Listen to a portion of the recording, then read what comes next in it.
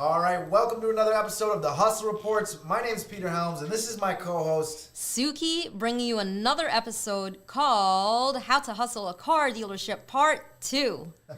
We also have the Let's Go Baby guy. Wait till you meet him, Keith Davis. Phenomenal, inspirational, all that and more on the Hustle Reports.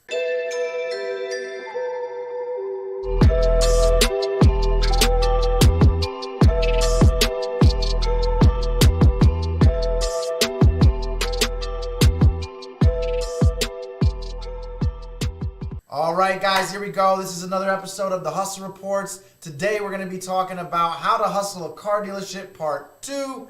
We also have a very special guest, Mr. Let's Go Baby. You'll meet him. So, Suki, what's going on in the news today? Anything sticking out? Yeah, definitely sticking is the key word today because there's this lady and she put a bunch of Gorilla Glue in her hair. Have you heard about this? Oh, yes. Yeah. She had to go to the hospital and stuff. Yeah, the best part, well, it's not really the best, but anyways, she started a GoFundMe page and she used it to try and raise money for whatever reason, and GoFundMe is not giving her the funds. So wait a minute. So she got Gorilla Glue stuck in her hair. She definitely shouldn't have done that to begin with. Yeah. I don't know the whole background story, but I do know she had to go to the hospital. Now she's trying to raise money? Yes. So when she went to the hospital, the kind doctor removed the Gorilla Glue for free. So then on GoFundMe, I guess she told all the people that she was going to use the money to donate to just charity. And so GoFundMe had a problem with that.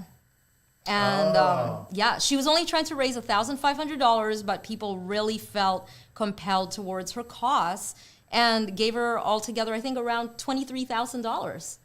Wow. So GoFundMe's kind of playing the arbiter of, what can and can't be donated to. Correct. Yeah, it's part of the stipulations. I agree. I don't think that's all right. Well, nonetheless, the Gorilla Glue's out of her hair, and the whole thing's just freaking hilarious. There's some videos out there online. Check it out. Go to YouTube and just plug in Gorilla Glue Girl, and she really made a mess. Yeah. Imagine that though. I mean, I wouldn't do that. Well, I put product in my hair, but I could just imagine. Let's say I went and put Gorilla Glue in my hair and showing up to the hospital. You put glue in my hair by accident. Really? About 5 minutes ago, actually. No. Yes, come on. yes. So what happened was I was gluing a nail on, and because it broke. Yeah. So I got super glue on my hands, and by accident my hair was hanging down, and I went like this and I flicked it, and then glue got on my hair, so I tried to wipe it off, and then more glue got stuck in my hair. So if you saw me running around a little bit before the show, that's what I was doing. I'm like, oh my God, I'm about to talk about this lady, and here I am getting all this crazy glue in my hair. Wow. That stuff, Gorilla Glue, you can stick anything to anything with it. It's no joke. It's definitely no joke. Yeah. I wonder why she did that though. Well, a lot of people are saying that she used it just to, cause a ruckus and get attention on social media. Yeah, we did have that episode where we talked about how to grab attention. Maybe she watched our episode and said, I have an idea. It definitely is disruptive. Definitely. She was on TMZ, all these other places. Really? The New York Post picked it up. Yes, that's where I found out, on the New York Post, as a matter of fact. It's funny, yeah. I was taking a look at this a couple days ago. We were laughing about it in the office. It's pretty crazy. Yeah, I don't recommend it at all. After what just happened to me 5 minutes before the show. So don't do it, kids. There's this other thing. There's candied fruit's been trending. You see this? But I think I'm really interested in hearing what our guest has to say. About candied fruit? No, just in general. Oh, okay, yeah. Oh, let's bring him on. Let's definitely bring him on. So, without further ado, let's go ahead and bring on our guest. His name is Keith Davis, a.k.a. Mr. Let's Go Baby. Thank you for coming on our show. How you doing? Let's go, baby. Thank you so much for having me, man. It's an honor and a blessing, definitely. Yeah, it's definitely a privilege to have you on today. So I don't know a whole lot about your business, but I did do some research online once I met you, and I said, wow, this guy's inspirational. Could you tell us a little bit about what you do and why you do it? Well, I started Let's Go LLC in 2019. Um, and what I do is, I create workshops, um, create books slash journals to help people get out of the mindset of, you know, depression, of anxiety, um, to let's go, to tell yourself that, you can get anywhere you want to be in life if you get out of your own way. And, the reason I created it was, you know, being adopted, feeling worthless, having no identity and, trying to find my way. And, as a child and adolescent. So, um, I do it now to give back to people that, were in my position or even worse, um, to help people, just get better, just to, motivate them each and every single day. So I post videos, um, I train people. I'm a personal trainer as well. I speak. So my goal in life is to, help as many people as humanly possible through whatever platform I can.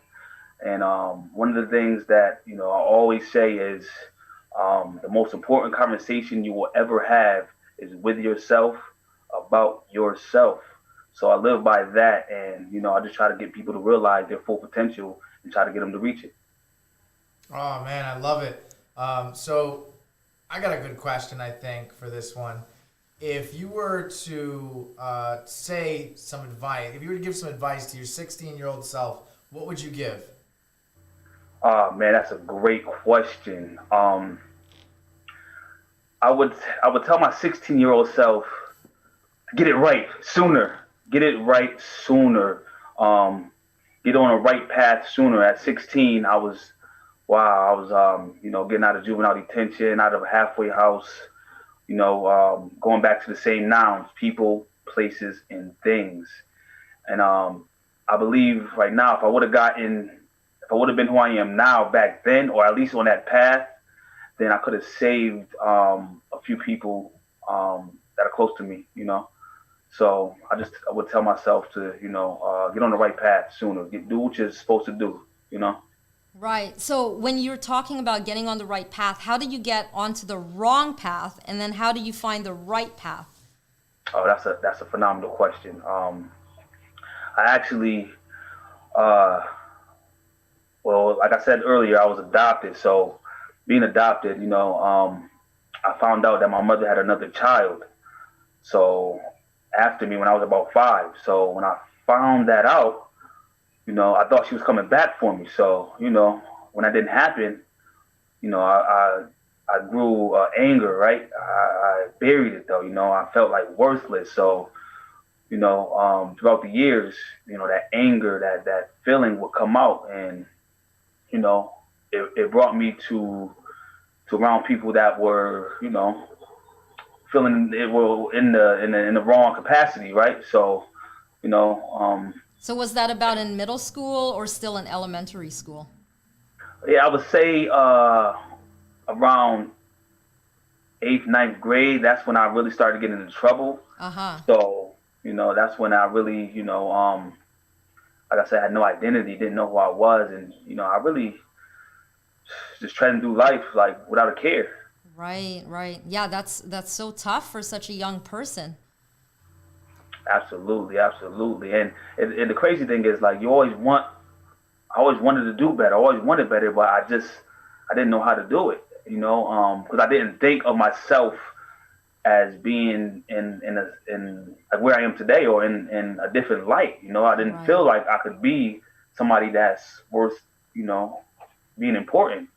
So it seems like you were just around the wrong people at that time. Absolutely, Right. absolutely. The wrong people with the wrong mindsets that weren't going anywhere in life. Mm. So when I would get into trouble, when I go to juvenile, when I would get arrested, when things would happen like that, when I would be disobedient to my adopted parents, um, I would revert back to those same nouns, those same people, places, and things that I was used to, and that was easy to do.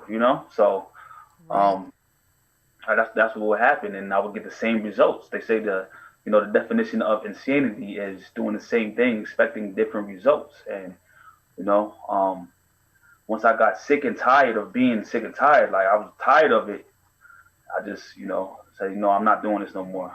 So Sounds I like started, at some point you just were like, I've had enough. So like around what age was that? Was that after high school or still while you were in high school? um, the transition was happening. It would come in spurts. It would come in, at different times. Like in high school, um, you know, I had a time when, I started doing good, but then I reverted back. Something would happen. I would get angry at whatever it is. I can't remember the exact events that would happen, but I would revert back to those same ways, those same people, go to the same neighborhoods that, you know, weren't conducive to where I need to be. But Right. so it would happen throughout high school, and I think as an early adolescent, around 21, 22, 23, those were the years where I started trying to do better, but still, I was on the fence, halfway in, halfway out. So I was doing a couple of things that were right and doing a couple of things that were, knowing I wasn't supposed to do, on the fence. Right. So when you say do better at that point, were you thinking about, hey, one day I could start a business? Absolutely, absolutely. Really? Oh, that's great. Yeah. So even at a younger age, you always had that entrepreneurial mindset. Oh yeah, definitely, definitely. I always love money. You know what I mean? Oh yeah, here we go. That's what we want to hear. Man, I can actually relate a lot. Let's go ahead. A lot of our story, the story I'm hearing from you and what we talked about on the phone before this call, is very similar in a lot of ways. We both kind of come full circle and been through hell and high water. Mine was drug and alcohol addiction. I also dabbled in the street life. I was selling drugs here and there and things like that. Ended up in prison. I came out of that, and just like you had mentioned, that change was a long process for me. There were times where I would make some headway and then I'd fall back, right? And then I'd get back on and I'd make some headway, a little bit longer this time, a little bit more progress, and I'd fall back.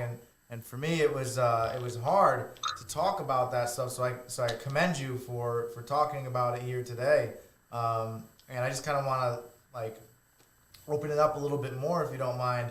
What happened that made you really commit to saying, you know what, I'm fully in. None of this halfway in, halfway out shit anymore. What was it that really happened for you that pushed you in that direction?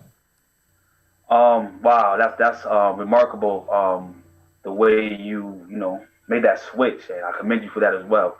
Like you said, we have a lot in common, and I kept going back, do good a little bit, and go back, because I was getting away with stuff. So when you're getting away with something, it's like, all right, I'm good. But I think it was when I had my real estate license, and I was working for this company. I was just starting out, so I hadn't made any transactions yet, but I was on my way. And, in doing that, I still had bills to pay, so I was still, hustling a little bit. So I ended up, getting arrested. And it was like right when I was done, I was like, I'm done with this. As soon as I said that, boom, got arrested, and had to suffer the consequences. So that process of going to court for 2 years, and, just knowing the process, knowing what I was going to face, knowing the outcome, which was prison, knowing that, it kind of shattered me, and I was like, nah, man, not again. I was right there, and I let, my old ways of thinking, my old self, beat the person I was trying to become, and I was so disappointed in myself, you know what I mean? So that right there, it really set me off. Like, you know what? I'm done. It's over. I'm nope. I can't do this no more. I'm good. Yeah, so sitting in prison on that, I know what that's like too. When you're right at that point, you're like, you know what? I'm done with this, but you're still very much involved in, whatever activities you're involved in, and then all of a sudden it catches up to you. But you're already at that point where you're like, look, I'm done. So having to sit on that for a while, do you feel like when you get a lot of time when you're in prison? Did you really sit on that for a while and think about it? And if so, what are some of the things that you started to think about? What happened was, even before I went in, I was already listening to motivational videos. I was already, taking notes. I was already, having a journal of what I would do for the next day, or, list of goals I would have for the next day. So I just brought that same, thought process and attitude to going in, and throughout the process of going to court. So it was like, I already knew what I wanted to do. I'm like, I wanted to speak. I wanted to touch people's lives, and I want to, be able to change people's lives, and also, get some money. You know what I mean? So, I just started, bringing that same priority. I went in with books, so journals. So I was just writing down, the plan. What I wanted to do when I got out, and I just got in the mindset of,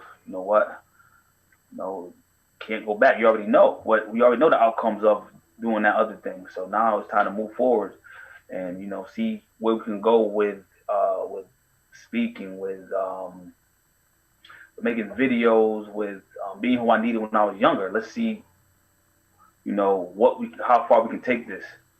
Nice. So it sounds to me like you really used your time wisely, and there's a lot of people who don't do that. They just get so defeated by their consequence that they go in there and they just like, I have all this time in the world that I could use to better myself, come out and really hit the ground running. But there's so many guys that don't do it. So I really commend you for going in and using it as sort of like a training ground for yourself, a preparation period to get through that and use that time so you can get out and move on with your life. So, yeah, man, I really, really commend you for that. Thank you. I appreciate that. And one of the, I think one of the worst things was getting locked up, going to detention early on as a teenager, being 13, 12, 13, 14, going to juvenile detention and saying, wow, this is all they're going to do to me. You know what I mean? So doing that at an early age is like, that's all. If that's all they can do to me, then, I'll do whatever I want. And I think that's what happens a lot of times with juveniles or children that get caught up in the system. It's like, this is all you're going to do to me, then whatever. I've been through it already. So as they get older, they repeat the same processes. And even being in there as an adult, you see dudes, you like, why do dudes come back all the time? This is what I was thinking when I was first got in there. I'm like, why do dudes keep coming back? Why do we keep doing this? And like I said, it's insanity, thinking I'm gonna go home and do it this way, but doing the same things. And it's a shame. That's the part of the reason why I do what I do, because I want to try to change the mindset. Shift how you think about what you're doing, right? Because you got kids out there, family, and we got to try to do what's best to push our lives and the lives of people around us further. Right. So to that guy who's sitting in county jail right now, just got sentenced. He's in the county, and he just got sentenced to his time. And he knows he wants to live a better life. He's done at this point. He's realizing his consequences. What books would you recommend to him to read while he's in there? Oh man. Well, this the Life Magnet. I got him right here. I'm digging into him now again as we speak. The Life Magnet. Wow. This is like a life changer, man. This is an amazing book. The title speaks for itself. The Life Magnet. It gets you thinking differently. It allowed me to believe in myself. I already believed in myself and my abilities, but this brought it deeper and let me take it to another level, man. So that's one that I would recommend. This is another one. Who Moved My Cheese? You know, like I said before, it allows you to think outside the box. It allows you to see things in different perspective. That's definitely what I would recommend. And University of Success. Yes, this one, another one, man. It's like a school. It's like going to school and University of Success. It definitely is that university, step by step. Um, Book that'll get you in the right mindset and give you those tools that you need. Some bonuses would be um, books that I published recently. Um, Yeah. 28 Days to a New You, Let's Go, and 4 Weeks to a New Forever. Me and my brother Ty Huey, we published those recently, and they're actually in circulation in the prison system as we speak.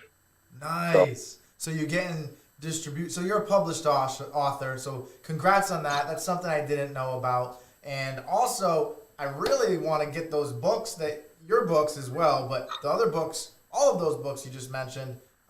Usually, when people recommend books, I've read them. I've read so many, but right. you just kind of put me on to some new ones that I have to check out. So, but I think it's awesome. You're getting distribution for these in the prison, so guys can really get the right mindset coming out of it. That's awesome. Where can we buy your books? Well, they're on Amazon right now. So, and I'm and as we speak, one is getting published as we speak. It's in the reviewing process. It's called 28 Days to a New Outlook: Facts Over Feelings. So, Nice. they're all on Amazon. So go up there, and you can get those there. Yeah, so Nice. after this live feed, I'm gonna go ahead and post those links below for you. Definitely want if you look, check out these books. If you're thinking that you want to make some changes in your life, you just want to grow and develop, make sure you check out the books that Mr. Let's Go read and showed you that would help, but also his books. Show him some support. This guy is an inspiration, changed his life. So check those links below. I'm definitely gonna get copies myself as well and read them. Can you hold those books up one more time and tell everyone what they are called? Definitely. The two books that you wrote. Those are the Okay. important ones. Okay. Perfect. All right. 28 Days to a New You. Let's go, baby. That's what I'm talking about. Yes. 4 Weeks to a New Forever. Yeah. Perfect. And the third one, 28 Days to a New Outlook. Out now. Go and get that. Facts Over Feelings. That's what we're dealing with, baby. I love this. This is so inspirational. Just thinking about your books now being circulated in the prison system. So somebody like yourself who came from that life, now they have access to someone on the outside, which wrote about being on the inside. I think this is really, really a great opportunity for a lot of folks that are incarcerated, and they could learn a lot from you. For sure. Definitely. Pretty amazing. Thank you. I appreciate that. That's what it's about. Getting out of your own way. We all been there. We all go through things on a daily basis, and sometimes we need that little extra push, that little extra to get us over the hump. To get us in the right direction. And a lot of times I bumped my head many times, so it would take me not once, not twice, sometimes 3, 4 times to do the same thing, to realize, oh, this is what I'm doing wrong. I got to get away from that, or I got to stop doing this, or I got to get from around these people. So if I can help you after the first time you do it, say, you know what, I'm done with that, or I got to move on. I can't keep doing this. Then that's what I'm here for. That's For right. sure. Yeah. Tell us why 28 days? Just curious. Well, 28 days, I did it like that because usually they say it takes 21 days to create a habit, whether good or bad. So if you smoke for 21 days, you'll be a smoker. If you drink for 21 days, you'll be a drunk. But if you believe in yourself, and you tell yourself that you can get over anything, that you can get through anything, and nothing will stop you for 21 days straight, then that's what's going to happen, baby. So I put an extra week, extra 7 days on it to give you even more of motivation, even longer to, get in the habit of believing in yourself. So, that's why the 28 days. Man, I'm charged up right now. I'm not going to lie. I like this. This is such a great plan. And from you talking, my big takeaway was that 1, you need a plan. 2, it's all about the mindset. And 3, the outcome. Absolutely. You hit it on the head. Boom. Yeah, I was paying attention to every word. I love your story. Appreciate it. I appreciate it, definitely. And it's it's all about helping others, man. That's what I'm here for, just to help people get over the hump, become who they, want to be, need to be. Absolutely. Yeah. And your videos on Facebook are really inspirational. I mean, you just can't go wrong. You turn your Facebook on, and immediately when you hit play, this guy here is like, let's go, baby, every video. Yeah, it's great. It's great. Thank you. We also like to help, for sure. So if you have any questions for us, we definitely like to share our advice as well. You have any questions you want to ask us? Definitely. This platform you guys have is amazing, right? I want to know, like, what made you guys come up with this? It's crazy. The Hustle Report is like, it's everything. Like, you know what I mean? It embodies, going after it. So what made you guys come up with this? Take it away, Peter. That's all him. Sure. So at the time, I was building out a network of shows, and we had a few that we were producing, and I was helping to produce those. And I've always wanted to do a show and give back and really share a lot of the things that helped change my life with other people, both on the personal development side and on the business side. So I started thinking about it. What am I going to do here? And I knew I needed a co-host. So I was kind of like looking around, seeing who I could find. And Suki's name came up with one of the other hosts of our shows. And he kept mentioning her. As soon as I met her, I was like, it clicked. I was like, yes, this is going to be the person who's going to be my co-host. So at that point, I really had to go and really think, what is this show going to be about? What's this concept going to be about? Before I even present it to Suki and ask her if she'd be on the show.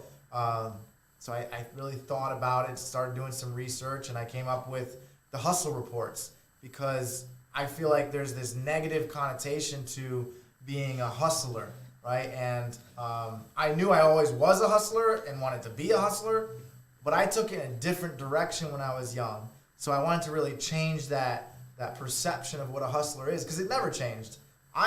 The fact that I'm an entrepreneur and I go out there and I get it, I like to make money, I like to build and grow businesses and meet people and network, all that stuff never changed. It's just that I had to apply it in a different direction.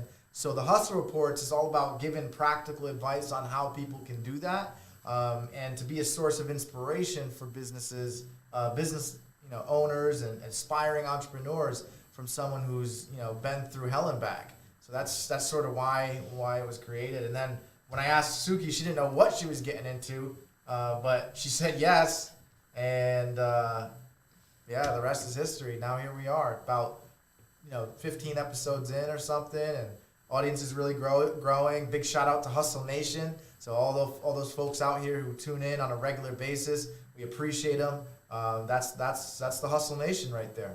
Now I have a question for you. So when you met me, you had no idea what to think. So what was it that you were like, okay, this is going to be my co-host? Was it because I just talked as much as you do and I'm like just as weird? Are those the qualifiers? I want you to say yes.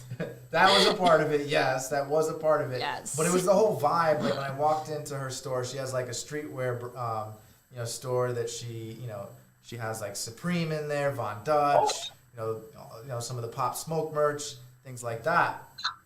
And when I walked in, it was a whole vibe, and I was like, yeah, she's doing it. Plus, she may not know this, but her reputation preceded her. There were people kind of putting a bug in my ear and letting me know that you've got to meet this person.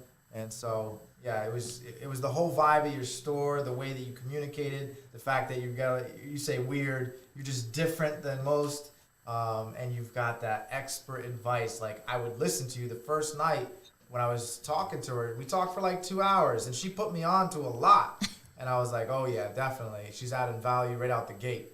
So Yeah. yeah. Thanks. Yeah, listen, I just know what I know.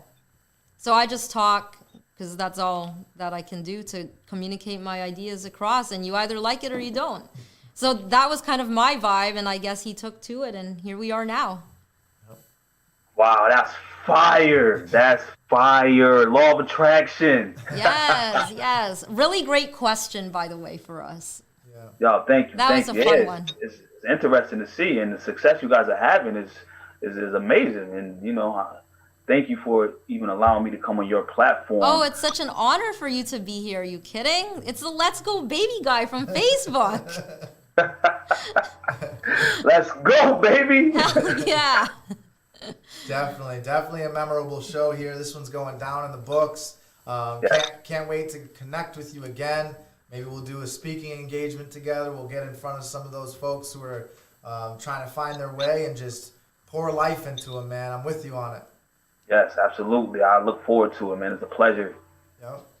So. Absolutely. Yeah, people need that now more than ever with this whole COVID thing, you know? They need to hear your voice. Let's go. I can't stop saying it. That's the goal. You know I'm what going to I make mean? that my ringtone. That's it. You know, a lot of people say that.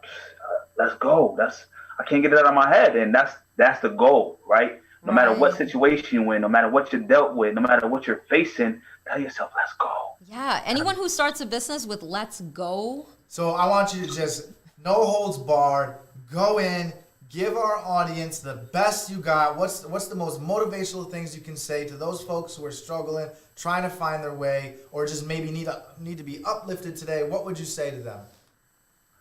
Let's go, baby. Listen, no matter what you've been through, no matter where you are right now, no matter what you tell anybody else, no matter what anybody tells you, you got to believe in yourself. You got to know that no matter what you want in life, you're going to get. You're going to go after. You're going to beat whatever you're going through. If you're going through COVID, if fire, if you can't pay your bills right now, people are going through a lot. And no matter where you are, you will get through it. Tell yourself. It's all about self-talk, baby. And I want you to just, be able to tell yourself that you're going to get through anything, because you will. Let's go. That's right. Woo! Excellent. Well, thank you. It's been an honor, a privilege to have you come on. And the best is yet to come, my friend. Yes, sir. Yes, sir. Thank you both. I appreciate you. Like I said, it was a blessing, an honor to be on your show. I look forward to working with you guys in the future. All right. Take care. Take care. All right. Later. That's who it is right there. Wow, I'm so happy we got to meet him. Yeah. He's going places for sure. He's just helping so many people. Yeah, he's come from, the background that he spoke of, and here he is now, a self-published author with books on Amazon and in the prison systems. That just goes to show you, if you're dealing with some problems and you think that, you just can't do this or you can't do that, take a look at stories like his or like mine, and there's many others out there, and really just get over it. Get over it and go forward. Find that inspiration. Like he said, talk to yourself. Yeah, it's amazing how one person can touch the lives of so many people just using social media and books. That's it. Right? Like, this stuff is classic and timeless. It will never die. When his books, long after he's not around, we're not around anymore, his books will continue being 100%. read by thousands of people, maybe millions of people. 100%. Yeah. So today, let's go ahead and jump right into it now. Let's do the hustle report. I'm really warmed up for this one because we had a part one, and we got a great feedback from it. People loved it. We couldn't even cover everything that we wanted to cover. So exactly. Here we are. We're gonna talk about it. Yeah, so in part one, quick recap, we talked about how I went into a car dealership, mostly, this is what we talked about, and how I hustled the car salesman. Yep. But I had so many questions after that episode as to what was going on the other side. So everyone knows the car dealership business is big business, not just in America, but all over the world. And they must be doing it for a reason or have some kind of a system and process. And Peter Helms, you were a car salesman at one point in time in your life. So you, of all people, know what's going on behind the scenes. I was a car salesman. I did it. I did very well at it. And I learned a lot more than the general public knows about what's really happening behind the scenes. Is it just as sleazy as we all think it is? Yes. And much more? Yeah, it's sleazy. Don't get me wrong. Like, not every salesperson out there, every dealership out there is sleazy. But there are some tricks of the trade that no matter, I went to a few dealerships. It wasn't just one. Yeah. So there's a few tricks of the trade that I found were pretty universal everywhere I went. Okay, so some were sleazier than the others. Yeah. Basically, yeah. So why'd you get out of it? Just wasn't for me. Wasn't for me. I couldn't do that. Yeah.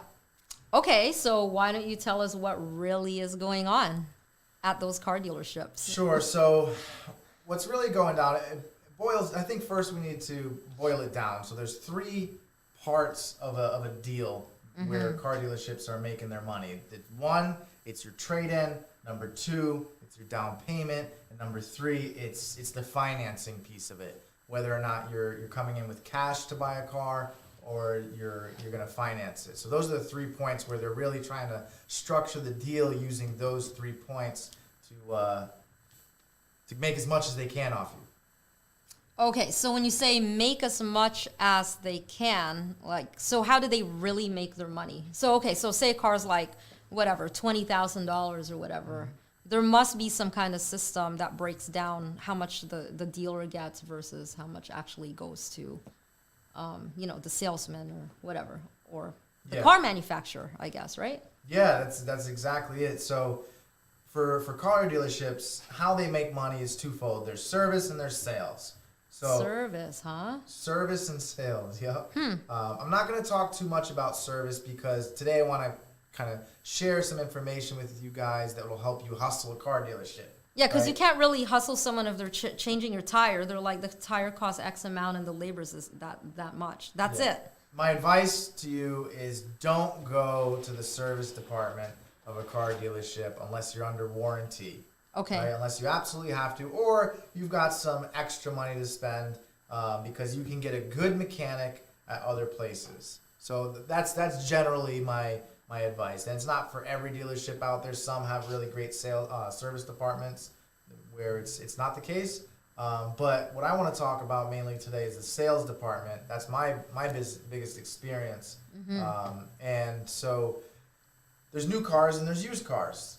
Right. So this has been very much a mystery for a lot of people. So you go into a car dealership and you just don't know what the better deal is. So for new cars, dealerships don't make much money at all. They only have new cars because that's how they get their franchise license, is they keep a certain number of new cars on the lot, and for them to keep that license through the franchise, they have to sell a certain number of new cars. It's the only reason they have it.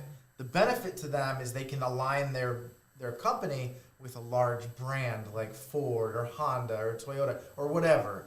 So that's why they do it. But it's not where they make the bulk of their gross profit is what they call it. What did you if you're a salesperson talking to another sales guy, like, hey, so what'd you gross on that one after the customer leaves? And be like, oh, I made $3,000 on that one, or I only was able to get 200 out of them. They were too smart. They knew too much. Oh, right. Because I get it. Because with a used car, there's no real set price that's out there. So the price that they give you can fluctuate. So, like, say you're getting like a used Honda, it could go between like $15,000 to $20,000 or more. I don't know. Whatever you can get the customer to pay. Wow, that's quite the hustle, isn't it? It is. Damn. It is. And there's a whole system and process. The moment you walk onto a lot, that's put in place to help them make as much as they can. So I want to talk a little bit about some of that stuff. I'd like to share that information. Okay, yeah. So let's break it down. All right. So I think we should break all of these down a little bit as well. Good idea. Yeah, I have so many questions. So go ahead.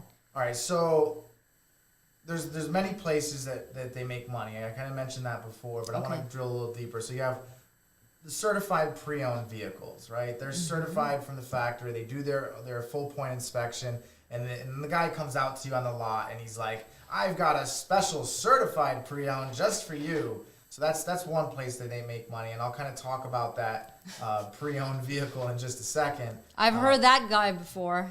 You've heard him. All the time.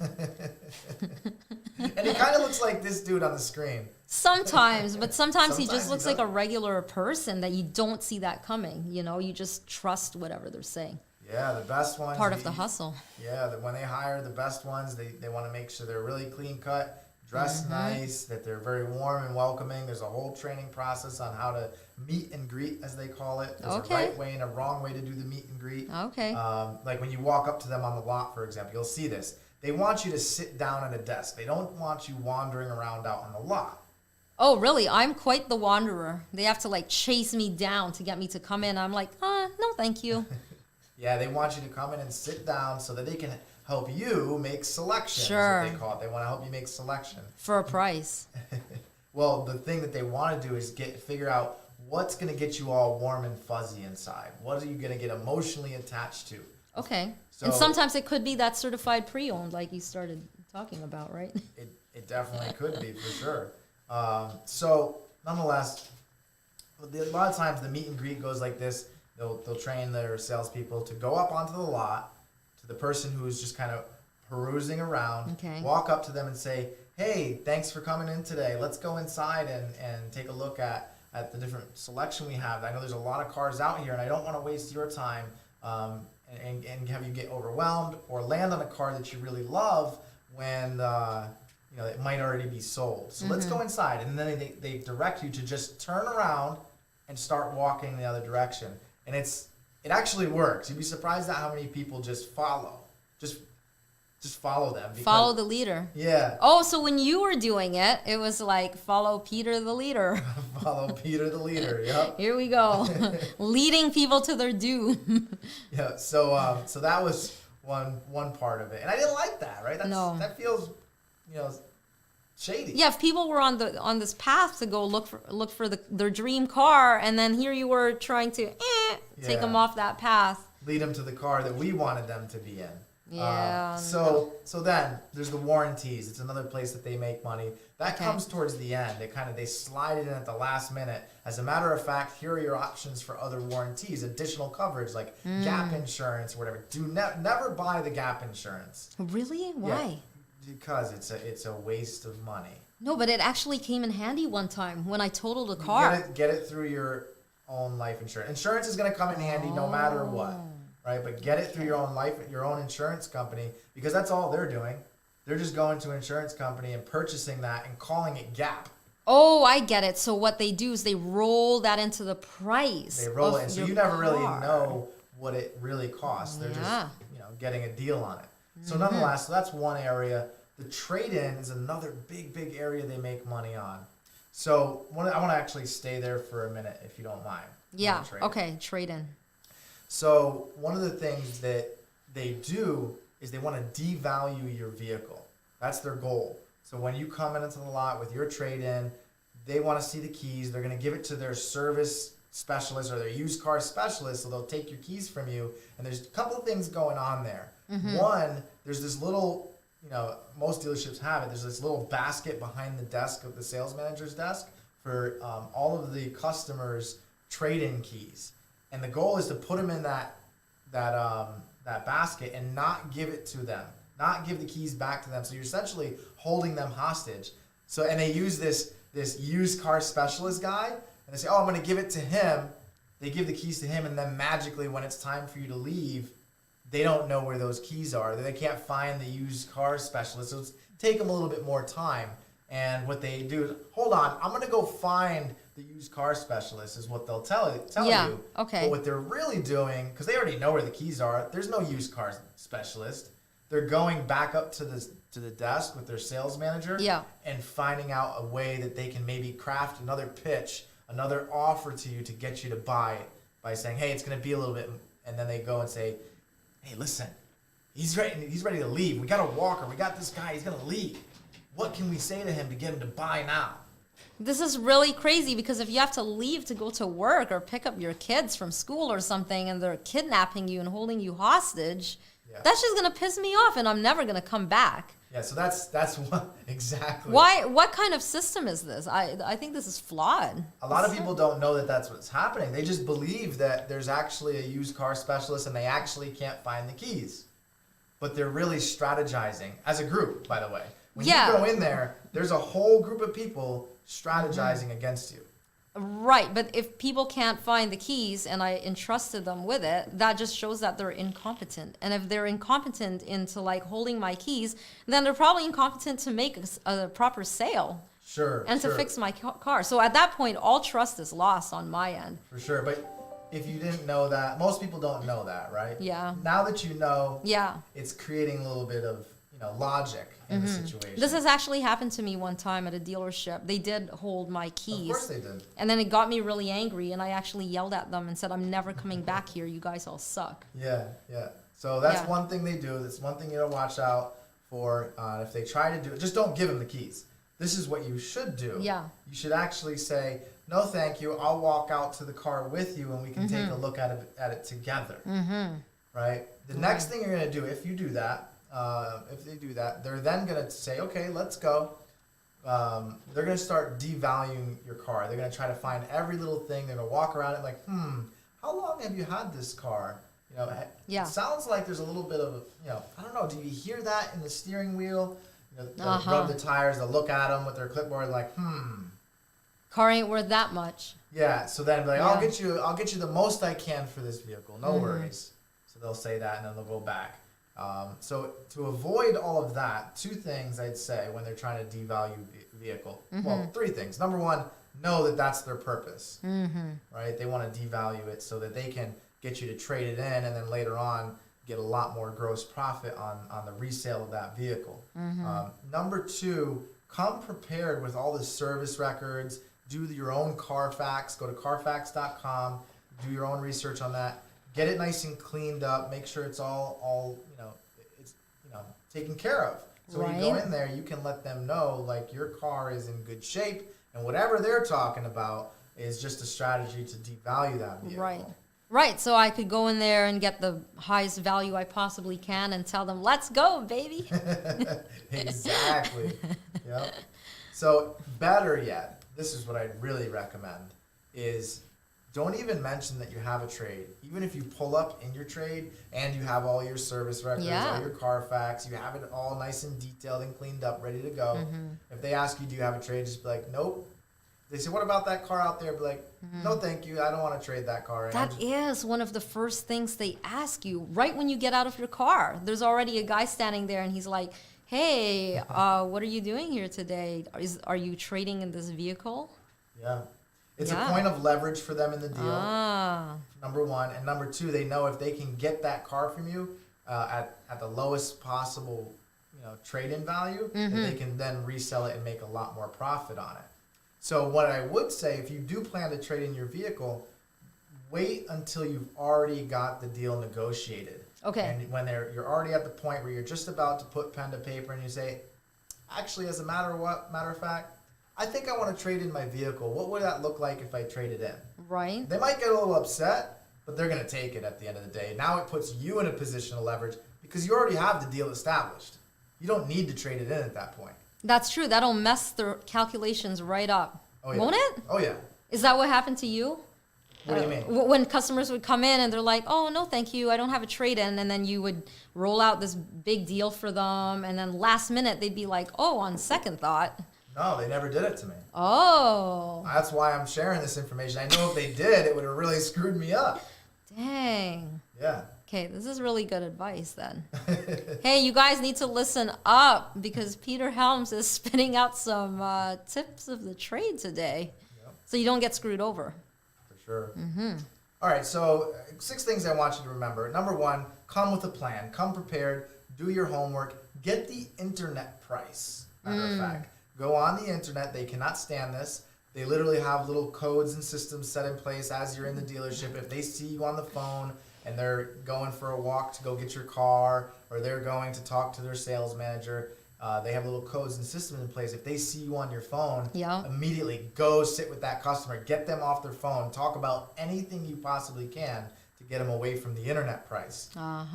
Because there are rules and regulations in place that dealerships have to put the actual price out on the internet, not whatever they're trying to deliver to you on a piece of paper.